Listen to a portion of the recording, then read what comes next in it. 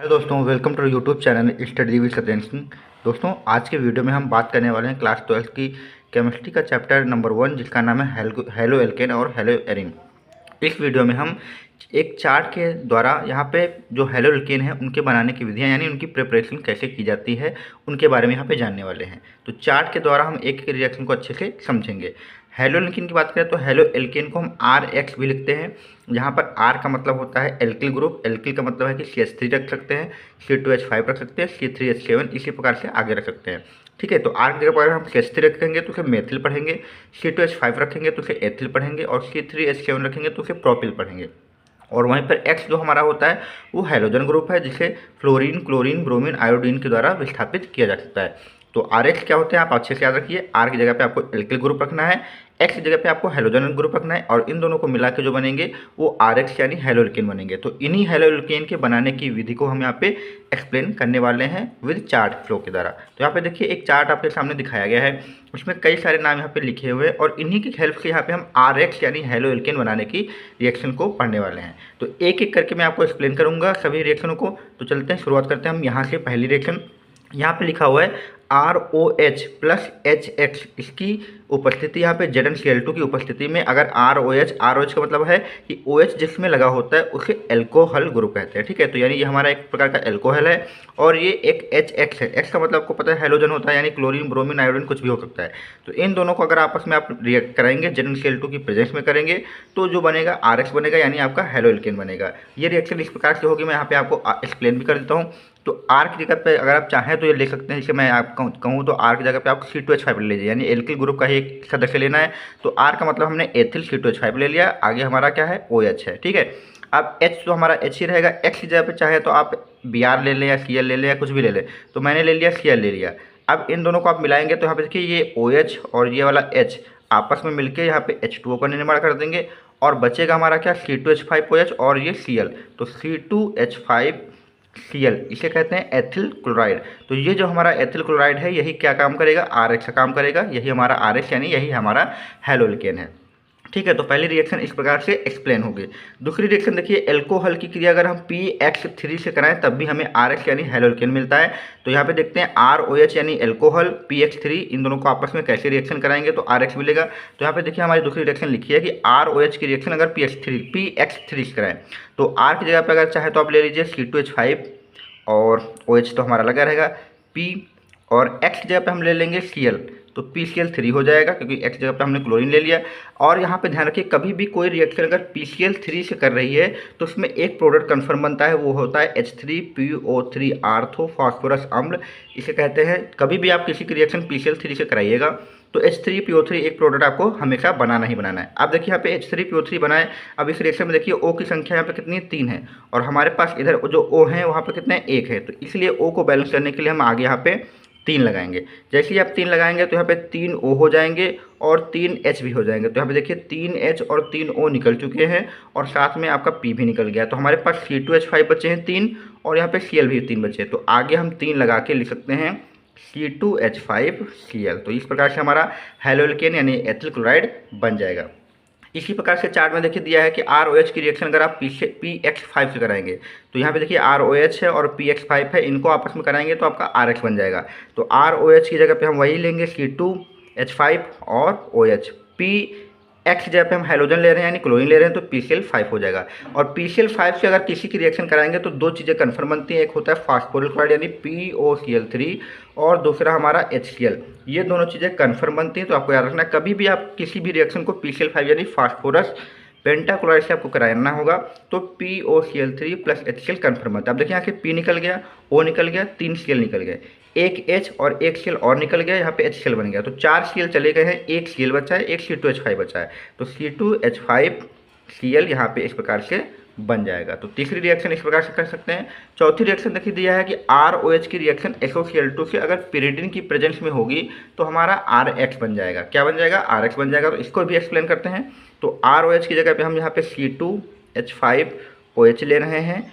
SOCl2 हमारा ऐसे ही रहेगा क्योंकि Cl तो लगा हुआ है और इसे हम डार्जन अपक्रिया भी कहते हैं। तो जब भी SOCl2 से रिएक्शन हो तो यहाँ का एक O और यहाँ का एक O मिलके आपको बना लेगा SO2 बना लेगा।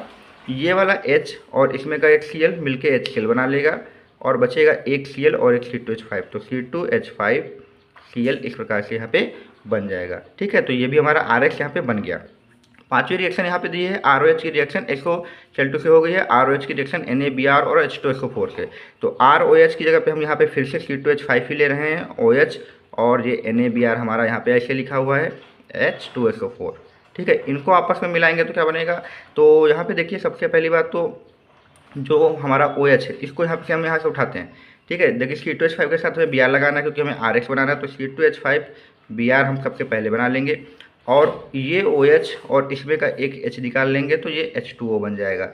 बचेगा हमारे पास एक HSO4 और एक Na, तो Na के साथ में यहाँ पे हम NaHSO4 बना देंगे, जिसे सोडियम हाइड्रोजन सल्फेट भी कहते हैं। तो इस प्रकार से यहाँ पे रिएक्शंस को मैंने आपको एक्सप्लेन किया है। एल्कोहल की सहायता से 1 2 3 4 5 एल्कोहल की सहायता से हमने RH बनाना आपको सिखा दिया। इसी प्रकार से आगे भी रिएक्शनें हमें करनी होंगी। तो आई होप आप लोगों को ये क्लियर हो रहा होगा कि चार्ट फ्लो को कैसे एक्सप्लेन कर रहे हैं, और इस प्रकार से आप चार्ट से अगर समझ लेंगे तो रिएक्शन करने काफ़ी आसान हो जाएंगे। तो दोस्तों यहाँ पे देखिए अगली रिएक्शन हमारी ROH यानी एल्कोहल की, यहाँ पे ROH एल्कोहल की P4 यानी लाल फास्फोरस की ब्रोमीन के साथ है। तो यहाँ पे हमारे पास देखिए ROH है, ROH के रूप में हम यहाँ पे C2H5OH ले रहे हैं, P4 हमारा लाल फास्फोरस है, और ये हमारा Br2 यानी ब्रोमीन हो गया। इनकी क्रिया कराने पर क्या होगा, कभी भी आपको फास्फोरस दिखे तो POCl3 बनाइए या H3PO3 बनाइए, तो दो ही चीज़ें बनेंगी। तो Cl तो यहाँ पे है नहीं, तो POCl3 तो बनेगा नहीं, तो P से हमारा एक प्रोडक्ट यही बनेगा जो कि हमने पहले भी बनाया था H3PO3, इसको आप बना लीजिए यहाँ पे। अब देखिए यहाँ पे P4 है, इस रिएक्शन में जो हमने P बनाया है उसमें एक ही है, तो अगर आप हम आगे 4 लगा दें तो 4P हमारे बैलेंस हो जाएंगे। जैसे ही 4P बैलेंस होंगे, लेकिन देखिए H कितने हो जाएंगे, 4 3 12 H हो जाएंगे, और 4 3 12 O भी हो जाएंगे, और यहाँ पर O की संख्या खाली 1 है, तो आगे हमें 12 लगाना पड़ेगा। जैसे आप 12 आगे लगाएंगे तो 12O और 12H यहाँ पे हमारे बैलेंस हो जाएंगे। अब हमारे पास बचेंगे जो C2H5 बचेंगे वो 12 C2H5 बचेंगे।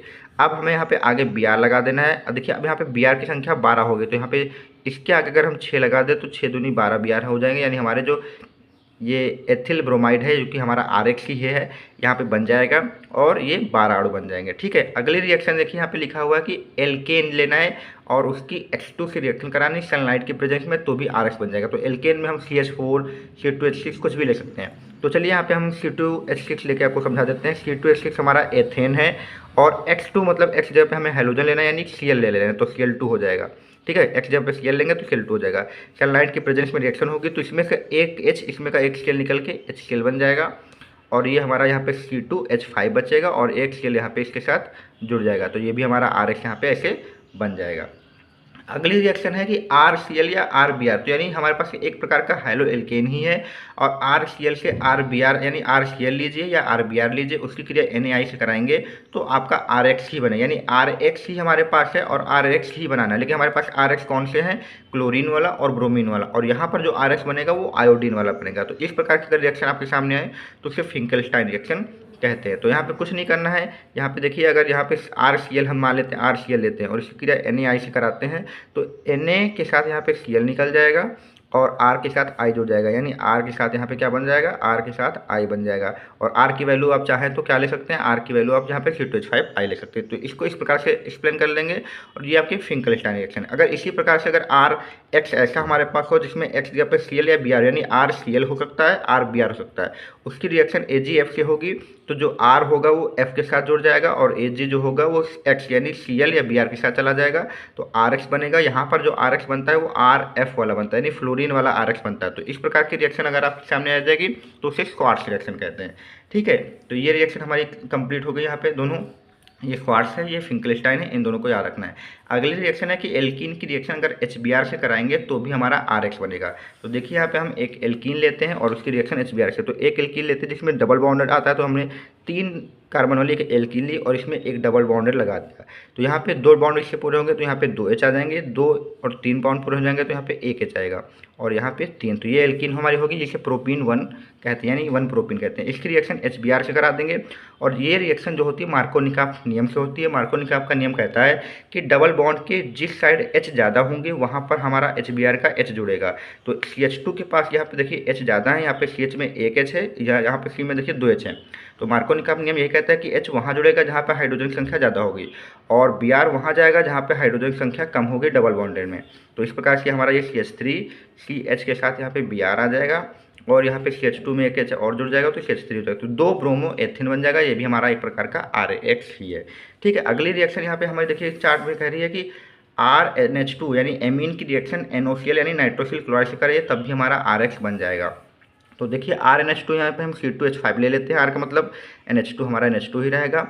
इसकी रिएक्शन नाइट्रोसिल क्लोराइड यानी NOCl से कराएंगे तो क्या होगा, N और N दो मिलकर हमारे पहली बात तो नाइट्रोजन गैस बना लेंगे। C2H5 के साथ यहाँ पे हम क्या करेंगे, ये वाला Cl जोड़ देंगे तो C2H5Cl बन जाएगा और बचा हमारा ये H2 और ये O, तो ये H2O बन जाएगा। तो इस प्रकार से यहाँ पर भी हमारा RX यानी एथिल क्लोराइड बन गया।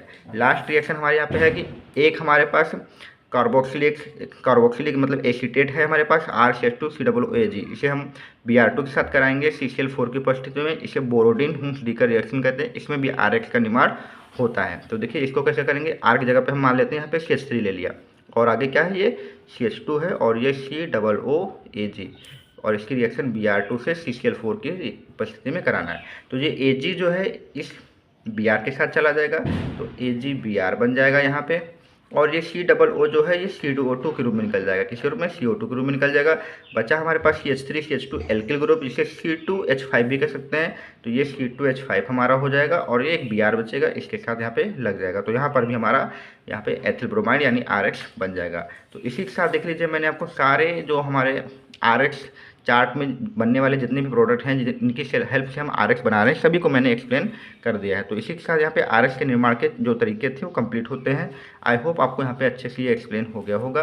अगर वीडियो पसंद है तो चैनल को लाइक सब्सक्राइब और दोस्तों में शेयर करें।